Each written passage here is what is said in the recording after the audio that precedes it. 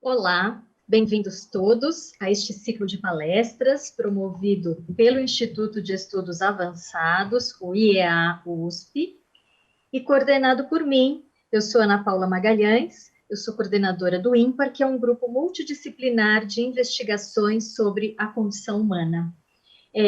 Nós trouxemos esse ciclo, Mais Educação, por favor, dilemas e desafios na construção do conhecimento. E hoje nós recebemos a professora Terezinha Oliveira, da Universidade Estadual de Maringá, amiga e também companheira de luta nesta nossa jornada de magistério e pesquisa.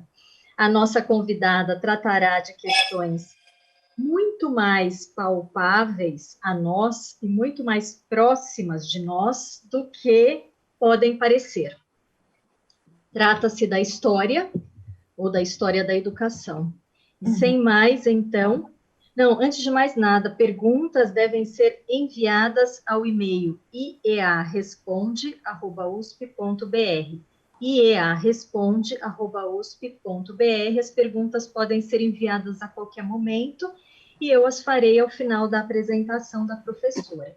Então, sem mais, agora sim, eu apresento e passo a palavra à professora Terezinha Oliveira para falar sobre as relações entre formação humana e vida social em Tomás de Aquino. A palavra é sua, muitíssimo obrigada, é um prazer enorme recebê-la, querida. Imagina, Ana Paula, o prazer é todo meu, é uma felicidade estar aqui com vocês hoje, falarmos um pouco mais educação, e por favor, no sentido literal da palavra, não é? É extremamente importante que nós pensemos sobre as questões da educação, principalmente frente à realidade brasileira, não é? E também parabenizar o próprio grupo de pesquisa, Ana Paula, ainda que possa parecer um pouco estranho, eu louvar a mim mesma, porque eu faço parte do grupo, mas a iniciativa toda é sua e do grupo mais próximo a você, não é, aí da USP, porque, de fato, é preciso pensar as questões humanas, não é? E hoje vou conversar um pouco com vocês, um autor que é muito caro a mim, a Ana Paula, e aos medievalistas, de um modo geral, também de uma maneira interdisciplinar, não é? Falar do Tomás de Aquino é falar da história, é falar da educação, é falar da filosofia, é falar da teologia. A coisa boa de pensar os autores medievais, e eles muito nos ensinam, porque eles não tinham os quadrados que nós temos, não é? Eles não dividiam os campos do conhecimento especificamente como nós dividimos a partir do século XIX, não é? É evidente que essa divisão dos campos a partir do século XIX também é uma questão histórica. Não podemos dizer que sejam melhores ou piores que a gente, não se trata disso, não se trata de fazer comparações entre tempos históricos, entre mestres e de tempos históricos, não se trata disso.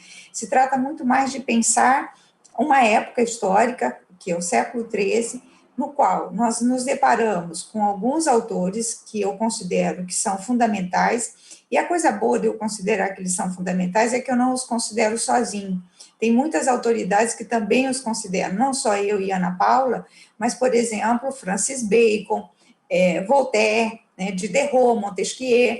Então, autores que, a princípio, inclusive da escola iluminista, que, a princípio, nós aprendemos que tinham um horror aos autores medievais. Se você pegar, por exemplo, o Ensaio sobre os Costumes do Voltaire, ele cita inúmeras vezes o Tomás de Aquino, o Boaventura de Benhorédio, o Alberto Magno.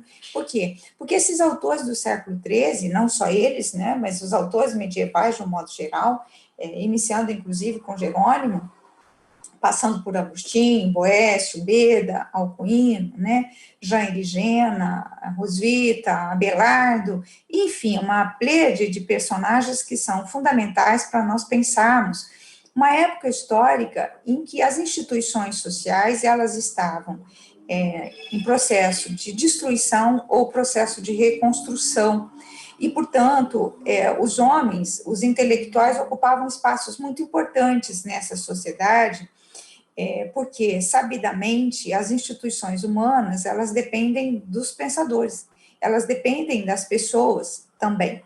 Então, é muito importante, principalmente no momento em que nós nos deparamos com crises institucionais na nossa época, e principalmente o Brasil, eu creio que nós estamos vivendo, pelo menos 3 grandes instituições estão em crise, não por conta de seus personagens singulares, mas do seu aspecto coletivo. Eu penso que nós nos deparamos com uma crise na educação, e aí você tem a escola básica e a universidade passando por esta crise. Esta crise, ela está relacionada ao conhecimento, mas também está relacionada a uma ação política, está relacionada a questões financeiras. É uma crise que não dá para você dizer é um aspecto, ela atinge, vamos dizer assim, a educação nos seus mais diversos aspectos, mas também não é só a educação, não é só a escola e a universidade. Você tem a Suprema Corte, você tem a política dos dirigentes, você tem a própria igreja passando por crises. Então, eu acho que nunca foi tão pertinente pensarmos os homens medievais do século XIII. Insisto, não para trazê-los para que eles respondam as nossas questões, porque os nossos problemas são nossos e nós temos que dar conta deles, mas pelo menos para tirar proveito da história, pensar um pouco como é que esses homens consideraram, vamos dizer assim, projetos sociais. E dentre esses projetos sociais estava, sem dúvida nenhuma, a educação. Então, sobre esse aspecto, o que eu quero conversar com vocês hoje de forma breve, por conta do tempo, mas são questões do Tomás de Aquino, tratadas na Suma de Teologia. Uma delas é a própria questão do intelecto, que é fundamental para nós pensarmos. A questão do intelecto é a questão 79, da Suma de Teologia, 2.2, mas ela retoma o Tomás de Aquino retoma em vários momentos, e tem inclusive uma obra chamada A Unidade do Intelecto contra os Averroístas, que tem algumas publicações em português, não é? E também vou trazer para vocês a questão 47 das questões disputadas sobre a verdade, que também está uma parte dela na Suma de Teologia, ou na Suma Teológica, que é a questão se o homem pode ensinar, não é? Então, esses três temas, vamos dizer assim, tratados pelo Tomás de Aquino, eu vou conversar com vocês aqui um pouco sobre eles. E eu começo com a ideia de intelecto, só para pincelar a nossa conversa, porque atualmente nós pensamos muito a educação de uma forma formal. É óbvio que a educação é formal, é claro que a educação escolar deve ser formal, não é? A gente nunca pode esquecer a máxima da Hannah Arendt, que está no Kant, que está no Agostinho, quer dizer, você fala Hannah Arendt, mas aí você tem que dizer, Hannah Arendt foi lá no Agostinho, bom, Hannah Arendt foi lá no Kant, não é? Há uma tradição do conhecimento no Ocidente que não pode ser liderado, não é? Que é a ideia de que é preciso que os homens preservem as suas tradições culturais. E quando nós estamos chamando de tradições, o que nós estamos chamando de tradições culturais, ou no conjunto dessas tradições culturais está a própria educação formal, não é? Que é fundamental. Então, nesse sentido, quando o Tomás de Aquino pensa discutir a educação ou o ensino, não é? Ele primeiro discute uma questão que é muito cara. O que é o intelecto humano? Qual é o papel do intelecto humano? Por que isso, do meu ponto de vista, é a primeira questão? E aí o Tomás de Aquino abre com uma passagem, como eu disse, a Aninha me conhece há muitos anos, eu preparei 47 slides, mas certamente não vou abrir nenhum, não é? Em que ele diz, é uma parte da Suma de Teologia, em que ele diz, é próprio do homem pensar. Essa máxima, do meu ponto de vista, ela é fundamental. E nós, de um certo modo, hoje estamos esquecendo disso, porque tornamos a educação externa aos homens. E ao tornarmos a educação externa aos homens, nós não discutimos a questão do intelecto, que é fundamental. Quando você vai para o curso de História, você estuda os acontecimentos, os fatos, né, os movimentos políticos. Você vai para o curso de Educação, de Ciências da Educação, no qual eu trabalho há 31 anos, o que é que você vê? Você vê as tendências pedagógicas. Então, o que eu estou chamando a atenção? Você vai para a sociologia, porque eu fiz um mestrado em sociologia, e, portanto, numa época em que você tinha que fazer 2 anos e meio de créditos, né? Então, eu quase que fiz uma graduação em sociologia nos idos de 90. Então, você vai para a sociologia, o embate também é das tendências sociológicas, estruturais, etc. O que eu estou querendo chamar a atenção de vocês? Eu estou querendo chamar a atenção de vocês que nós perdemos o debate sobre como é que o homem é, que é o debate essencial do século XIII. Qual é a natureza do homem? Eu não estou dizendo que nós teremos que recuperar a filosofia estrutural, a filosofia escolástica para pensar o homem. Não, longe disso. O que eu estou dizendo é que o fato do homem ser a única diferença dos homens em relação a todos os outros animais é o fato dele possuir um intelecto agente. E isto é muito importante de ser pensado, e é isso, inclusive, que Alberto Magno, Tomás de Aquino, Boaventura de Bagnoregio discute qual é o papel do intelecto na constituição do homem enquanto ser humano. Então, essa frase, que aparentemente é muito simples, é próprio do homem pensar, e que depois o Descartes, também um estudioso do Tomás de Aquino, vamos e venhamos, ele vai chamar a atenção, penso logo existo, né? Que ele começa exatamente dessa maneira. O que eu estou querendo chamar a atenção? Se nós não entendermos a natureza do intelecto, se nós não despertarmos nas pessoas essa capacidade intelectiva de tomar decisões por si mesmo, de pensar por si mesmo, de conhecer para poder tomar as decisões, aí nem por Deus. Estou falando nem por Deus, é o tema da chamada do evento, não é? Então, a questão que o Tomás de Aquino, então, chama atenção é para o fato de que, no século XIII, o intelecto humano como o grande diferenciador em relação aos demais animais. E Tomás de Aquino, inclusive na Suma de Teologia, mas ele não é o primeiro, Alberto Magno já tinha chamado a atenção para isso, ele chama para o fato de que, aliás, o próprio Hugo de São Vítor chama a atenção disso no Didascálico. Bom, para cada coisa que eu disser, eu vou ter que retomar que fulano diz, é um terror, porque é verdade, não é? O Tomás de Aquino vai dizer que o intelecto é a única parte humana que se assemelha a Deus.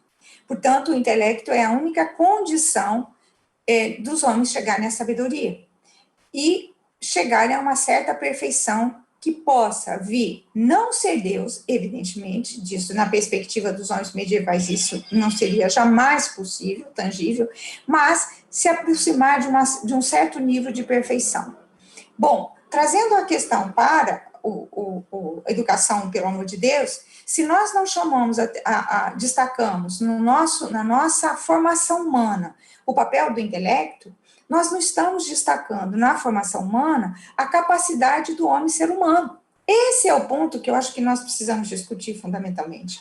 Então, quando Tomás de Aquino, na questão 47, das questões disputadas sobre a verdade, ou ainda na questão 117, da parte 1 da Suma de Teologia, que as questões se aproximam, e ele vai tratar se o homem pode ensinar, a primeira discussão que o Tomás de Aquino traz, e que a minha ela é muito válida para pensar hoje, é o fato de que o homem pode ensinar, de fato, ou o ensino não pertence ao homem, à condição humana. E aí é que, do meu ponto de vista, é o grande elemento fundamental. O Tomás de Aquino vai discutir nessas duas, seja na questão 47, seja na Suma de Teologia, ele vai chamar a atenção que o homem pode sim ensinar, mas com uma condição. Este conhecimento tem que ser, no homem, um ato. O professor tem que ter o conhecimento em ato. E nesse sentido, e eu já volto a isso, não é? E nesse sentido, nós precisamos pensar num debate que é fundamental. Se nós lemos os autores do século XII, principalmente Pedro Abelardo, estou chamando a atenção porque são autores que têm uma discussão sobre a dialética e são importantes, não é? Ou mesmo Hugo de São Vítor, o que esses autores estão chamando a atenção? Quem ilumina o homem para que ele possa aprender é Deus. Esse é um debate presente no século XII, inclusive nas escolas e nos mosteiros parisienses do século XII. Por que Tomás de Aquino, no século XIII, então, vai retomar uma discussão sobre o intelecto na perspectiva aristotélica, e isso é muito importante.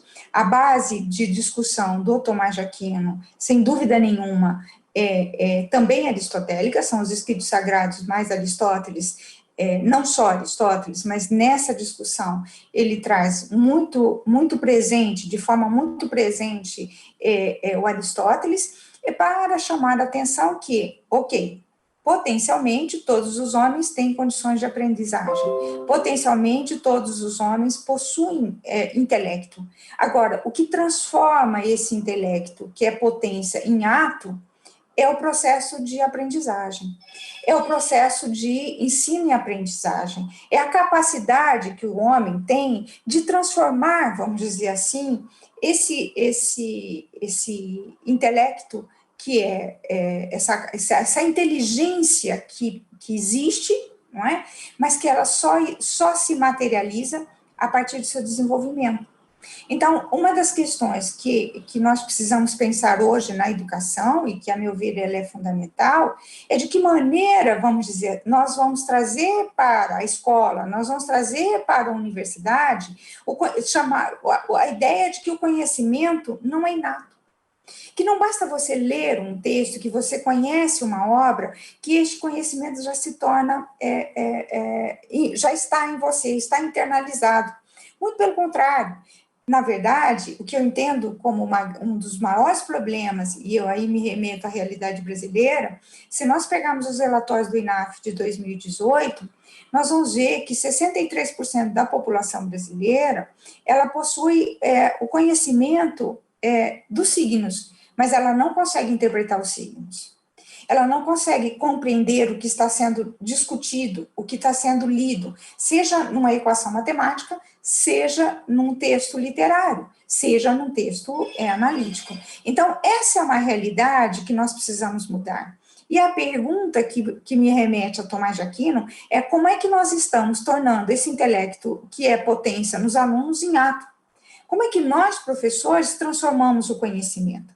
E aí o Tomás de Aquino vai fazer uma série de questões, de artigos, ele vai debater essa questão, chamando atenção para o fato de que não é possível, vamos dizer assim, um professor ser professor se ele não tiver o conhecimento em ato. O que significa este conhecimento em ato? Nós sabemos qual foi o papel do Marco Polo na ocupação, no descobrimento da América. Não sabemos também o papel do Robespierre na Revolução Francesa, ou ainda a relevância, vamos dizer assim, do Einstein para o desenvolvimento da física. Efetivamente, são informações importantes, mas se nós não tornarmos, nós não nos modificarmos, essa é uma questão que está lá no Tomás de Aquino, não é minha, não é?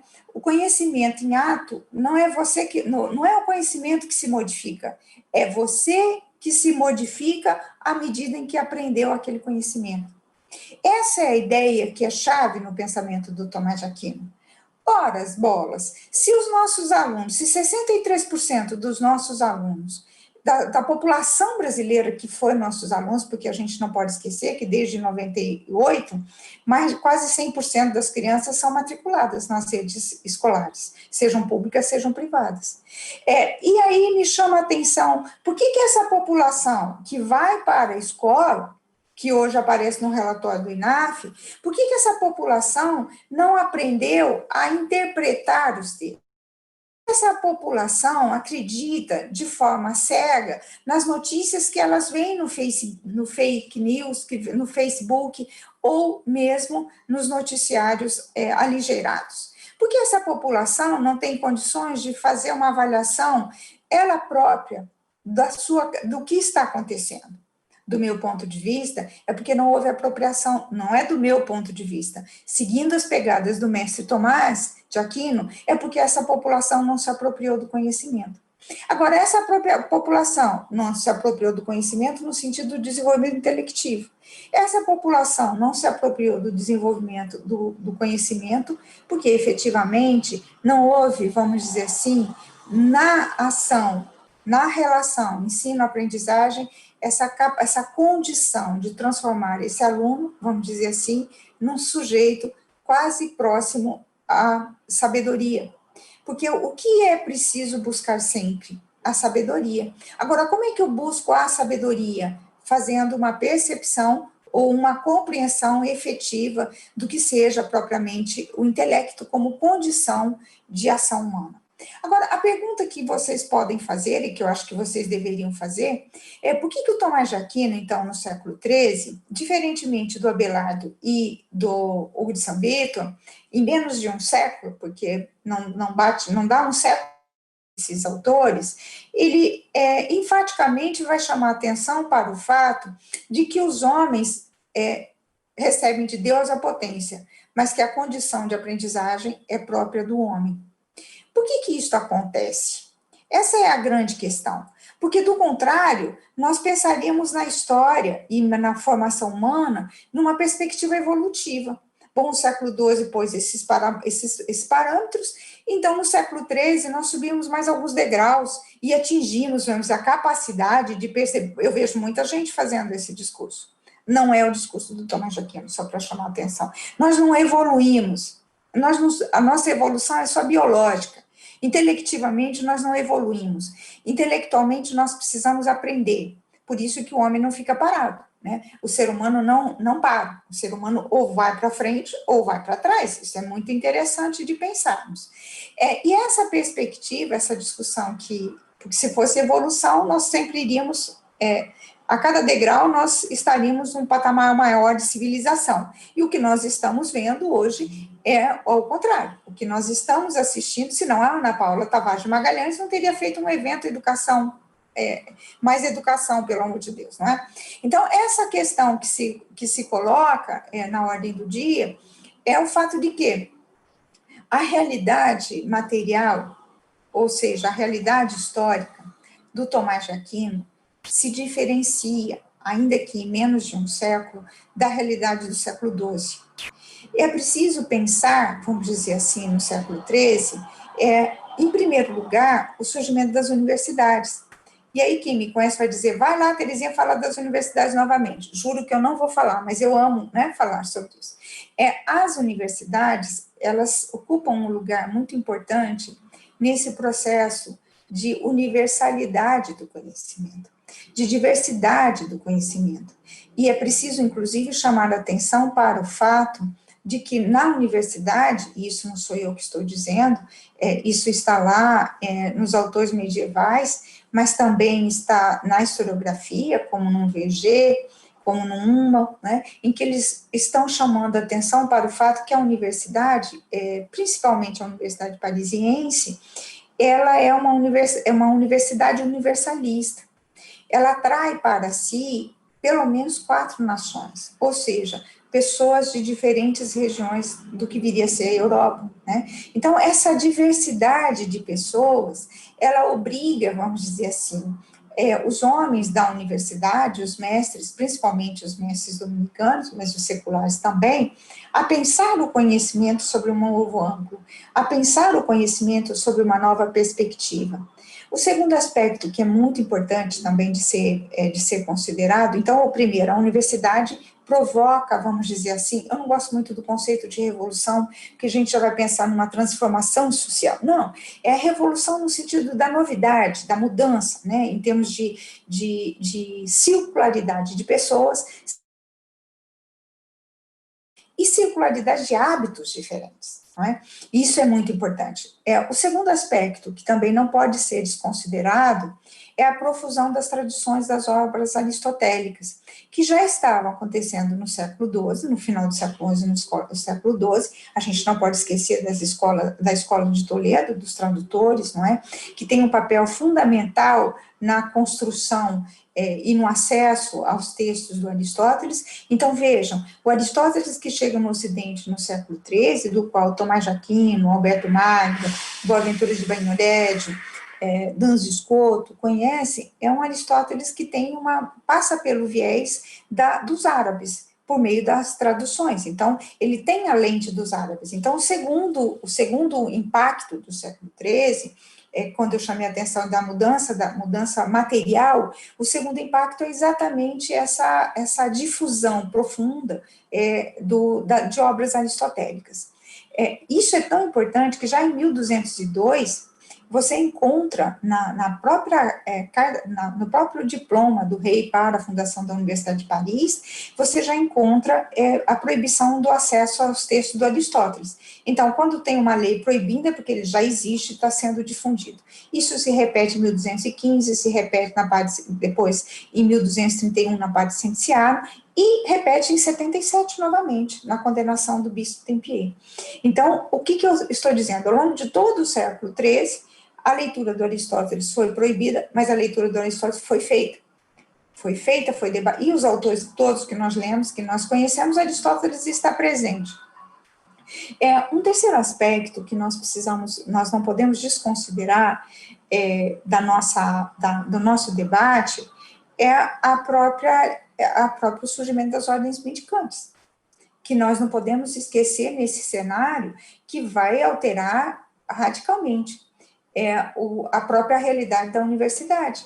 Né? Por quê? Porque os mestres seculares ainda estavam presos a uma forma do conhecimento vinculado às glosas da Bíblia, aos escritos sagrados, e os mestres, não que eles não conhecessem Aristóteles, mas tinham uma forma de pensar o ensino e o conhecimento ainda muito próximos, vamos dizer, um dos exemplos é o próprio Guilherme de Santo Amor, muito próximos, vamos dizer assim, ao pensamento do século XII. Ainda as sentenças do Pedro Lombardo ocupam um lugar muito, muito forte no ensino proferido por esses mestres seculares, enquanto os mestres mendicantes, inclusive os franciscanos, utilizam-se do Aristóteles como uma novidade e como uma questão muito importante. Mas não é só isso, não é só no âmbito do conhecimento, ainda que o do conhecimento seja o mais importante, porque, vejam, não quero perder de vista de modo nenhum a questão do desenvolvimento intelectivo do homem, como condição de humanidade. Esse é o fio condutor dos meus argumentos. E nessa perspectiva, é preciso pensar, em larga medida, que os mendicantes vão fazer o voto de pobreza. E isso é uma grande revolução também. A ideia de pobreza no século XIII, difundida pelos mendicantes, ela influencia em grande medida a população jovem, que se sentem atraídas por essa perspectiva nova de ver o mundo. Não é? E isso é extremamente, sem contar os ícones, né, como, ainda que não sejam, perdão da palavra ícone, né, porque senão a gente fica pensando que é uma Madonna da vida, mas não é, a representação de um Francisco de Assis, a representação de um próprio São Domingos, não é, que traz no bojo, vamos dizer, essa discussão, uma nova visão de mundo, em que inclui, inclusive, o comportamento e a vida material. E, por fim, um quarto aspecto é o próprio desenvolvimento das cidades. Eu não estou privilegiando um ou outro, eu estou chamando a atenção que esses elementos influenciaram a ideia que o Tomás de Aquino vai apresentar de ensino. Né? As cidades, vamos dizer assim, com o desenvolvimento das corporações de ofício, e o Legoff vai chamar a atenção para o fato que a própria universidade é uma corporação de ofício, mas Legoff não é o único, né? Só estou chamando a atenção, Rousseau também chama a atenção para isso. É muito importante nós observarmos que as corporações de ofício dão uma dinâmica nova para o trabalho. O que leva, inclusive, autores mais tarde a chamar a atenção que o século XIII promove a primeira grande divisão do trabalho entre campo e cidade. Então, essa discussão, isso está lá na divisão do trabalho do Adam Smith, né? Essa questão que eu estou chamando a atenção. É muito importante observarmos, então, que todos esses acontecimentos, eles contribuem, vamos dizer assim, para uma nova concepção de homem e uma nova concepção de aprendizagem no interior dos homens da religião. E isto, que são os principais... um quinto elemento, perdão, Aninha, um quinto elemento que é tão importante também é o surgimento da profissão de docente, a profissão de intelectual. O que eu estou chamando a atenção de vocês para isso? E aí isso está no Legoff, está na Maria Teresa Broccieri, há uma série, a literatura italiana trabalha muito com, a literatura medieval italiana trabalha muito com essa discussão, que é o fato de que você tem, a partir do século XIII, o conceito de intelectual. Claro, a famosa tese do Jacques Legoff, os intelectuais na Idade Média, não poderia descurar disso, mas aqui você já tem uma biografia, um debate mais recente, o Paulo Nardi, enfim, um debate mais recente, posterior à monumental obra do Jacques Legoff. O que isto significa? Isso significa que você tem aí os professores mendicantes, eles querem, de fato, só pregar e ser professor. Eu brinco, inclusive, que os mendicantes são um dos responsáveis pela dedicação exclusiva na universidade, porque eles entendem que a universidade, que o saber, o conhecimento, a preparação teórica, intelectual, a contemplação é um elemento fundamental para as suas aulas e para as pregações. Portanto, eles justificam, um dos elementos da justificativa para o não trabalho é a dedicação que eles devem, o tempo que eles devem se dedicar ao conhecimento dos escritos sagrados e dos escritos filosóficos. Então, esses 5 ou 6 elementos, é claro, tem outros, esses 5 ou 6 elementos, eles conduzem, vamos dizer assim, essa reinterpretação do conhecimento e da capacidade intelectiva do homem. E, ouso dizer, inclusive, que colocam na ordem do dia, vamos dizer assim, a importância de pensar que o homem é capaz de aprender por si mesmo.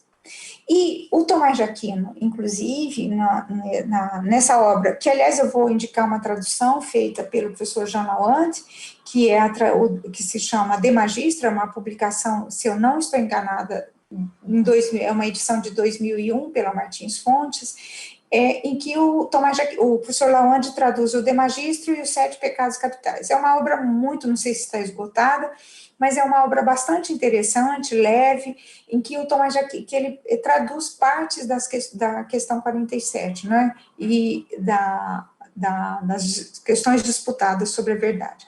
E o Tomás de Aquino, aí, nessa obra, eu estou me pautando numa parte da Suma da Teologia e nessa tradução do Lalande para fazer esse discurso que eu vou apontar agora rapidamente, porque o tempo vai muito rápido. Terrivelmente vai muito rápido. Muito interessante em que ele vai, nas questões que ele vai arrolando, né, nos artigos dessa questão, ele vai mostrando a diferença entre os anjos, na verdade, entre Deus, no que diz respeito ao ensino e ao conhecimento, Deus é o ser supremo. Tomás de Aquino, como qualquer homem medieval, não põe em questão o papel de Deus como o criador de todas as coisas e o ser perfeito. Depois ele coloca os anjos e, por fim, os homens. Portanto, na hierarquia das autoridades, nós temos Deus, os anjos e os homens, né? Isso não é próprio do Tomás de Aquino, é próprio dos autores medievais. Mas a questão que o Tomás de Aquino apresenta de forma muito clara, muito apropriada, é o fato de que, e isso eu vou repetir novamente, porque eu acho que é fundamental, aquele que conhece se modifica. E ao se modificar, modifica o outro. Se você conhece e continua no mesmo lugar, sem se distanciar, você se distanciar das suas pequenez, da sua vida medíocre, você não conhece. Você pode ser doutor, sem dúvida nenhuma. O próprio Tomás de Aquino diz, você pode fazer, mas você não se modifica. O que o Tomás de Aquino considera como vital nesse processo? Né? Que os homens, a ideia aristotélica das duas naturezas do conhecimento, a intelectiva, que é proveniente do ensino, e a moral, não é? Que é proveniente também da formação do seu meio social, da sua comunidade, não é? Que o Tomás de Aquino, o Aristóteles coloca tão bem na Ética Nicômaco no livro segundo, né? E que eu acho absolutamente fundamental, e o Tomás de Aquino se apropria desse debate, e é exatamente por conta disto que o Tomás de Aquino vai chamar a atenção para o fato de que o professor, ele infunde no aluno a possibilidade do aluno se modificar. E essa possibilidade do aluno se modificar, ela só ocorre quando o professor, de fato, professa sabedoria. Portanto, ele não pode dar o conteúdo da Revolução Francesa ou as teorias pedagógicas, como eu chamei a atenção. Ele tem que vivenciar essa realidade, ele tem que se apropriar dessa realidade para que, de fato, ele possa se modificar. E aí, um último ponto, sou fiel ao horário, né, mas um último ponto que é muito importante nós trazermos para a nossa discussão é que o Tomás de Aquino, seguindo as pegadas do Aristóteles, ele pensa, vamos dizer assim, desculpa do pleonasmo, mas é escolástico, ele pensa esse sujeito que pensa, não é sujeito essa pessoa, na Idade Média a gente não usa o conceito de sujeito, é o conceito de pessoa, e eu já vou explicar por que é diferente do conceito de sujeito. Ele pensa essa pessoa que pensa, porque este pensar implica numa vida coletiva. E isso é muito importante. Então, é a vida em comunidade que o Tomás de Aquino está defendendo. É a vida coletiva que o Tomás de Aquino está apontando como uma questão fundamental. E ele vai fazer isso, por quê? Porque ele está vivendo na cidade. Ele vai fazer isso porque ele está vivendo num ambiente em que a diversidade de hábitos, a diversidade de pessoas, a diversidade de nações promove a cada dia essa multiplicidade de existências. E nessa multiplicidade de existências é preciso que os homens tenham o desenvolvimento humano intelectivo que possa aceitar e conviver com as diferenças. E isso é muito importante. O Tomás de Aquino não está falando das diferenças sociais como nós estamos falando agora, gente. Alto lá, por favor, para não ser mal interpretado. Porque as palavras, depois que saem da boca, são interpretadas de acordo com o ouvido do sujeito, não é? Mas, efetivamente, o que o Tomás de Aquino está chamando a atenção é para a importância de se saber conviver num espaço urbano, em que ele chama, inclusive, o espaço urbano de urbs e de urbanidade. Eu acho que essas duas coisas não podem estar descoladas, não é? Urbano em relação à cidade e urbs em relação à cidade e urbano em relação à urbanidade, não é? É muito importante pensar que a defesa que aí ele vai fazer sobre aquela carta dele inacabada sobre o príncipe de Chipre, né, em que ele vai defender a cidade como comunidade perfeita, em que ele vai defender a monarquia. Mas este rei, o monarca, ele precisa necessariamente ter conhecimento para defender o bem comum. Então, veja só uma questão que é muito... Já estou fechando, Aninha. É uma questão que é muito importante pensarmos, vamos dizer assim, nos argumentos que eu estou trazendo, para nós conversarmos, depois, se for o caso, não sei como a Ana vai organizar, mas efetivamente é muito importante que nós saibamos que, do ponto de vista do Tomás de Aquino, para os homens viverem na comunidade perfeita, eles precisam desenvolverem a sua capacidade intelectiva. Ou seja, é preciso que os homens tenham sabedoria para saber conviver com o outro. E neste aspecto, eu acho que essa questão é fulcral para o debate que a Ana Paula propôs nesse evento. Porque, afinal de contas, a convivência na diversidade é condição social.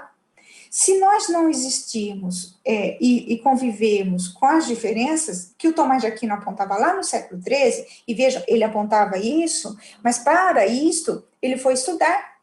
Para isto, ele foi conhecer, vamos dizer assim, outros autores que também trataram e trabalharam essa perspectiva. Mas mais do que estudar, ele conseguia perceber que os homens, do mesmo modo que na perspectiva aristotélica, que os homens são eminentemente pessoas, o que Aristóteles chama de políticas. o Tomás de Aquino chama de intelectíveis. São os homens que possuem essa capacidade de conviver com o diferente, de aprender com esse espaço no qual os homens têm que estabelecer os seus princípios de vida. E é aí que entra a questão das virtudes sociais, que eu acho que é tão fundamental como os outros aspectos que eu levantei. Na Suma de Teologia, na 2.2, o Tomás de Aquino elenca, pelo menos, foi traduzido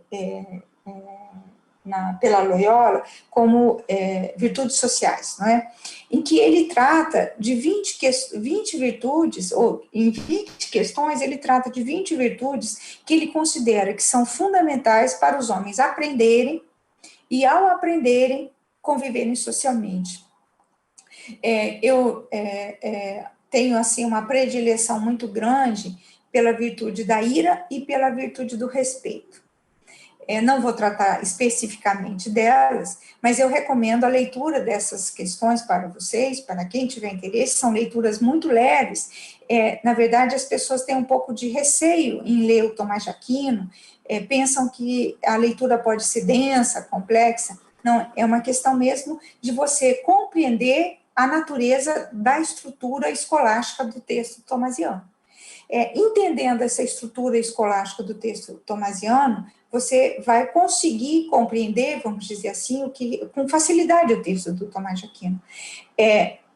E o Tomás de Aquino chama a atenção que uma sociedade na qual, fechando, não é? Os homens têm que conviver com essa diversidade, com essa diferença das nações, em que você tem a própria a organização do poder nas mãos, vamos dizer assim, de um monarca. Os homens precisam, acima de tudo, ter respeito. Então, o respeito do ponto de vista do Tomás de Aquino, uma das principais virtudes que os homens precisam aprender e desenvolver. E ele vai chamar a atenção que o respeito ele é diferente. O respeito em relação ao pai é um, o respeito em relação ao mestre é outra, o respeito em relação ao monarca é outro. Então, ele vai chamar a atenção. Claro, ele está falando de uma sociedade hierarquizada. Ninguém aqui pode ter ilusão que o Tomás de Aquino está falando da comunidade perfeita no sentido da democracia, porque já me cobraram isso. Não, do jeito que você está dizendo, o Tomás de Aquino estava falando de democracia. Não estou falando que o Tomás de Aquino está falando da democracia, mas Tomás de Aquino está falando da vida em comum. E isto é muito importante, que depois nós vamos chamar de democracia, não é? Tomás de Aquino não está discutindo a democracia, mas Tomás de Aquino está falando das necessidades de aprendizagens para que os homens tenham uma vida em comum. Então, nesse sentido, fechando o meu discurso, eu chamo a atenção de vocês para o fato de que a questão do intelecto humano é a questão que mapeia esse meu discurso hoje, na perspectiva tomasiana. Por quê? Porque é preciso que os homens desenvolvam seu intelecto para que eles possam apreender e passar a viver, de fato, aquilo que conhecem. Então, o conhecimento é condição de se chegar à sabedoria, portanto, de se chegar próximo a Deus, portanto, de se tornar a imagem e semelhança de Deus. Este mesmo conhecimento é que vai fazer com que haja harmonia entre aspas, itálico, negrito, sublinhado e caixa alta, harmonia nessa urbs do século XIII. E esses elementos, vamos dizer assim, são fundamentais para que ocorra essa vida em comum. É necessário o desenvolvimento das virtudes sociais ou morais. Então, nessa perspectiva, Tomás de Aquino fecha com a ideia de que Tomás de Aquino retoma, de fato, Aristóteles, Sêneca e Agostinho, para apresentar, vamos dizer assim, essa ideia de que é próprio do homem pensar. Não é simples dizer é próprio do homem pensar. O homem que pensa tem virtude, o homem que pensa conhece, o homem que pensa vive em comum, o homem que pensa respeita o diferente, o homem que pensa consegue, de fato, viver numa comunidade e pensar no bem comum.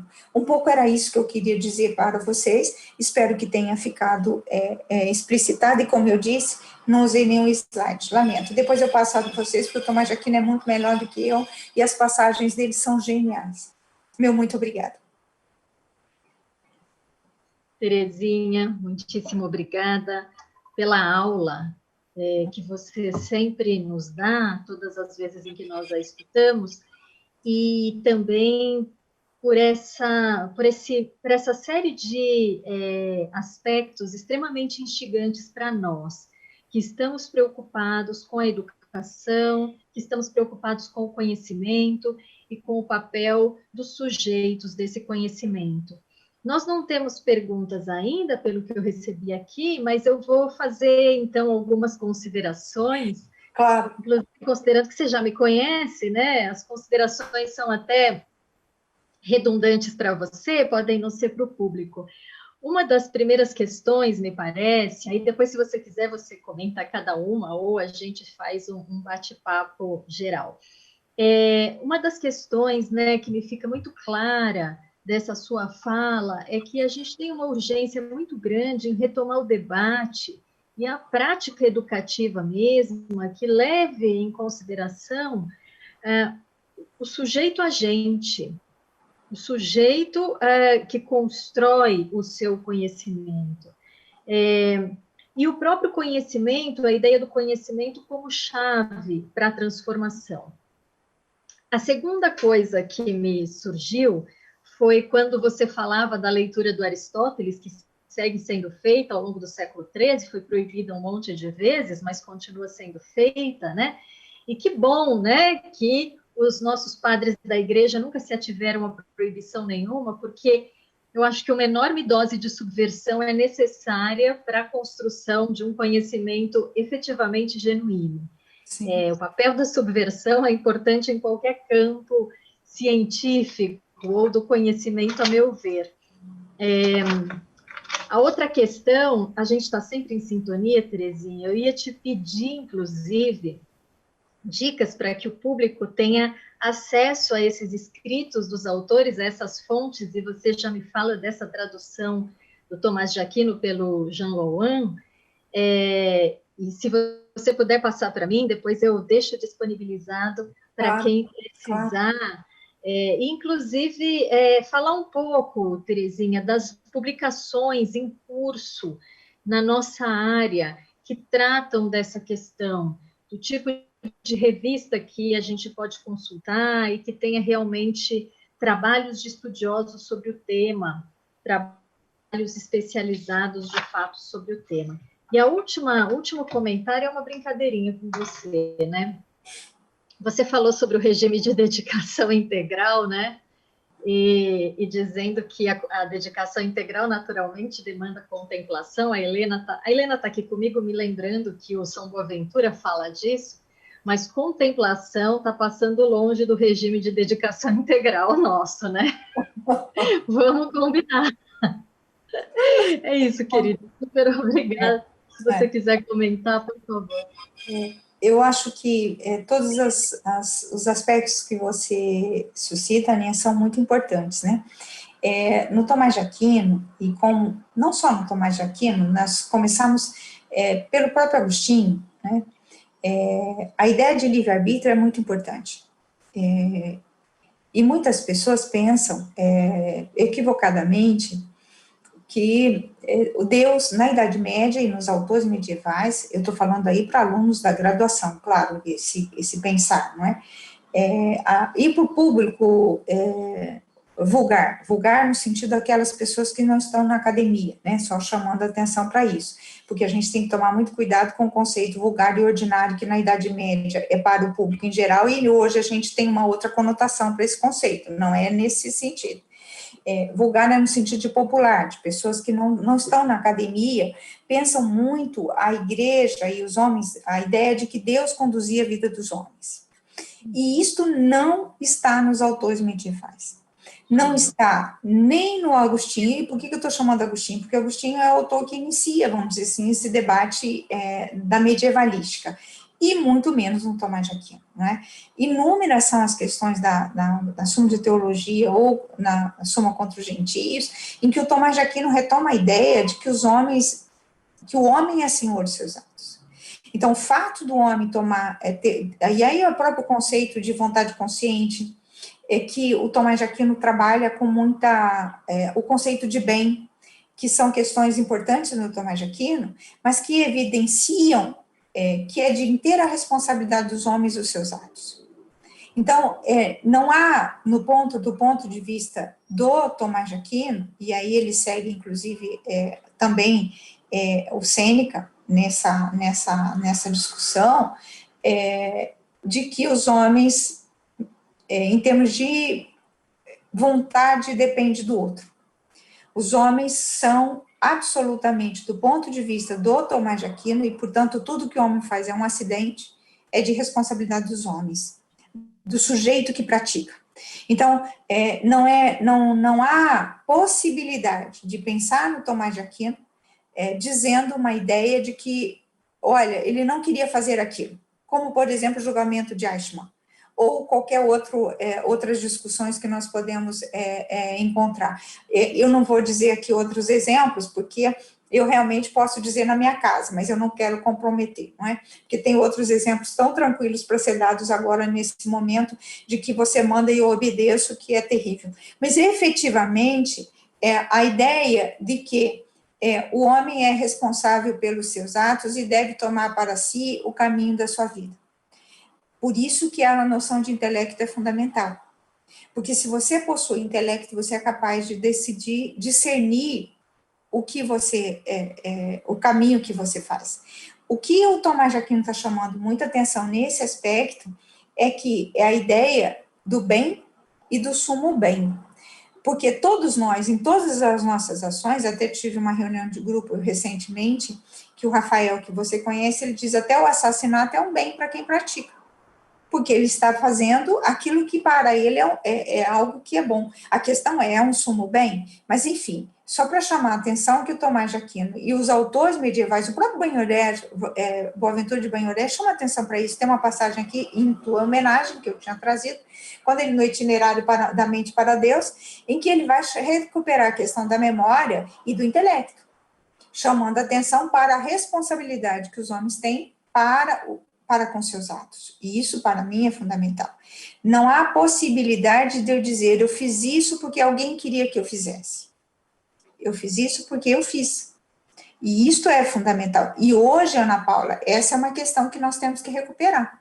Porque, principalmente na academia, nós temos atitudes vis e que as pessoas dizem, olha, não era bem isso, eu não sabia que ia resultar nisso. Como que não sabia que ia resultar nisso? Ao fazer, você tem consequência. O Tomás de Aquino diz, os homens são responsáveis pelos seus atos.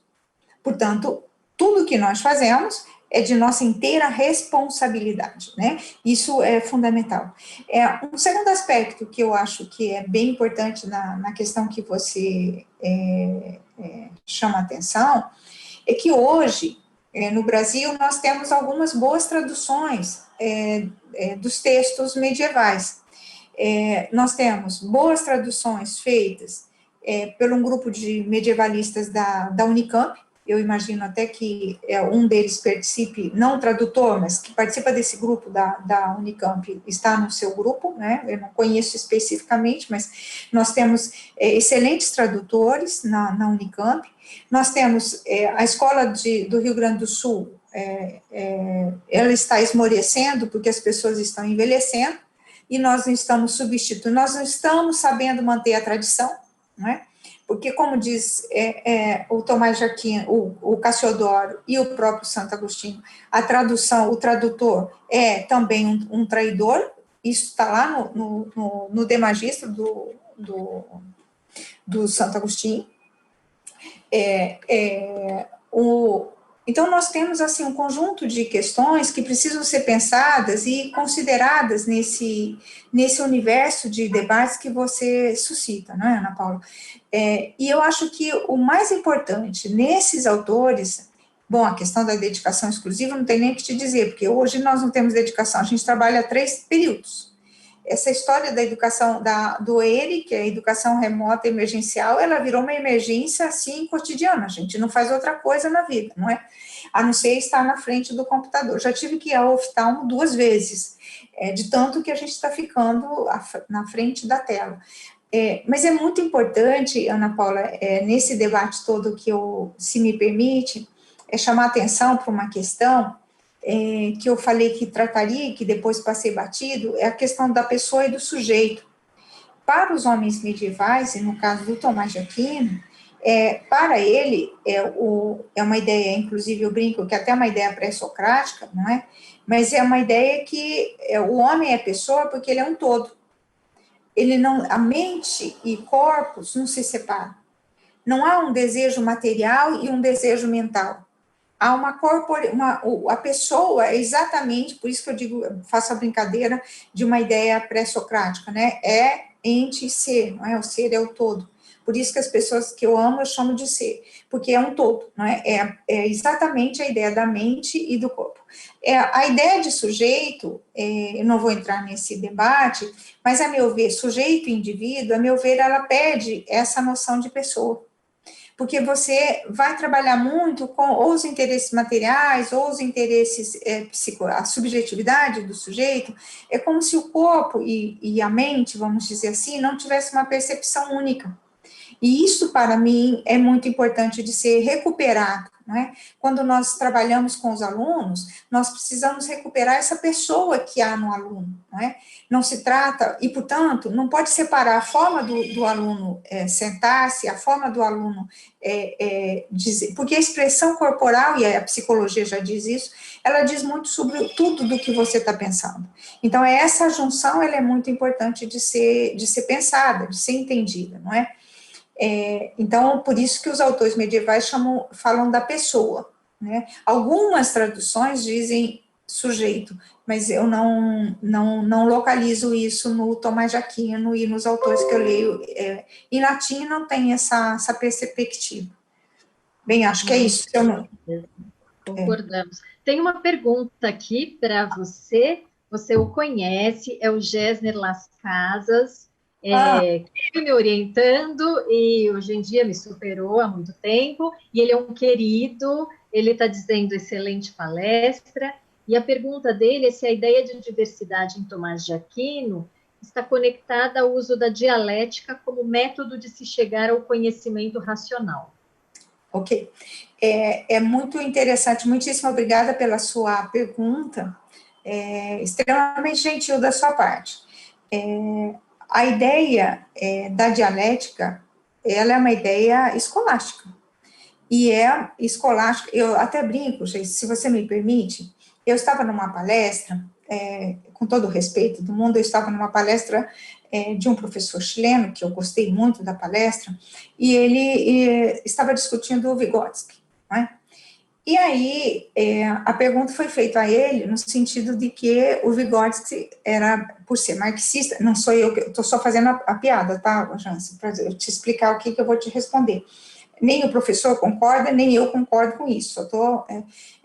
que a dialética, então, é de natureza marxista, não é? E que, portanto, o Vygotsky, sendo marxista, é que ele usava a dialética. Olha, Ana Paula, eu acho que eu nunca fiquei tão feliz com uma resposta como aquela do professor do Chile. Diz, mas, alto lá, o Aristóteles já apresenta dialética. É uma questão de ignorância sua, né? Eu não teria coragem de falar isso, mas ele teve. E o homem os professores da Idade Média, e o Abelardo, inclusive, é um exemplo disso, anterior, inclusive, ao Tomás de Aquino, a dialética é a essência do conhecimento medieval, até para chegar à mesma razão. Porque veja só uma coisa, e aí entra a própria ideia de aceitar a diferença, que é fundamental. Volto a dizer, não é a diferença hoje que nós trabalhamos com gênero, com diversidade, por favor, mas por exemplo, não tem uma questão do Tomás de Aquino, e é própria da natureza escolástica, que ele não apresente quem é contrário. Primeiro ele apresenta a sentença, Depois ele apresenta os favoráveis àquela sentença, e todas as autoridades, tá? Não é ninguém assim, não é uma Terezinha Oliveira da vida, é o Sêneca, é o Plotino, são os autores as autoridades com as quais ele estuda. Aqueles que são favoráveis à sentença, para depois ele apresentar a sua posição. Então, é essa dialética que, a meu ver, ela é fundamental, de mostrar a possibilidade de ter ideias diferentes. E que para você ter uma ideia própria sua, você precisa necessariamente da diferença. O que eu assisto hoje é uma ausência de dialética no sentido escolástico. Porque você tem que concordar com o que o professor está dizendo. Você tem que concordar com o que está sendo dito. Na Idade Média, para você chegar ao conhecimento, você precisaria dessa oposição de ideias. E as questões colibetais ou as questões disputadas, elas revelam, que são também, as colibetais também são, mas elas revelam que você precisa conhecer muito, mas muito do seu adversário, e o que é muito importante, você tem que respeitar a ideia do outro para que você possa construir a sua própria ideia. Então, do meu ponto de vista, esse conhecimento dialético escolástico, vamos dizer assim, ele é fundamental para que nos dê maturidade do conhecimento racional. E a racional, não no sentido cartesiano, né, da racionalidade, mas o conhecimento humano, que é possível de ser produzido. E aí eu tenho a indicação, a Ana Paula estava falando, tem uma obra que eu gosto muito, nessa perspectiva do conhecimento, que é O que é Filosofar, do Joseph Pieper. É um texto bem curto, não é? Mas é um texto que eu acho que ele é bastante... É importante para pensar essa questão da tradição do conhecimento e dessa manutenção desse conhecimento, não é? Então, acho que é por aí. Muito obrigada, professora Terezinha, muito obrigada, Géser, pela questão, muito obrigada a todos que estiveram conosco. Eu novamente renovo aqui eu estou aqui encantado, meu encantamento com a sua fala, Terezinha. Imagina. E eu lembro a audiência que nós vamos seguir com esse ciclo de palestras, numa conversa, então, no dia 3 de novembro, terça-feira da semana que vem, 3 de novembro, por acaso é aniversário da Ana Beatriz, minha filha. Ah, é verdade. Exatamente. Às 5 horas, novamente, nós vamos receber a professora Daniela Gorgulho Bogolenta, que vai falar sobre tecnologias digitais na educação, como a visibilidade dos sujeitos. É uma fala imperdível e eu quero convidar a todos e todas. Muitíssimo obrigada a todos que estiveram presentes, a todas que estiveram presentes, pelo apoio, pelo carinho, pela presença de sempre. E mais educação, por favor. Aninha, muito obrigada a todos, muito obrigada a você e um beijo grande. Excelente evento. Um beijo. Beijo.